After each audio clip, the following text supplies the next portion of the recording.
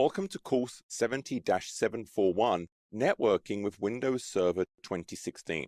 My name is Jack Klussman. I have all the certifications through the MCSE on NT4, all the way through to the latest Windows Server 2012 and 2012 R2. The goal of this course is to walk through the key network technologies in Windows Server 2016.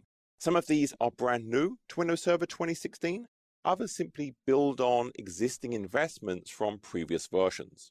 Key topics that we'll cover include IP version 4 and IP version 6, DNS and DHCP services, IP address management to provide a centralized management framework for the various IP services on our network, including DNS, DHCP, even software-defined networking IP spaces. We'll also look at network access technologies such as Virtual Private Network or VPN and Direct Access, and then dive into software-defined networking, specifically the V2 implementation that was introduced with Windows Server 2016.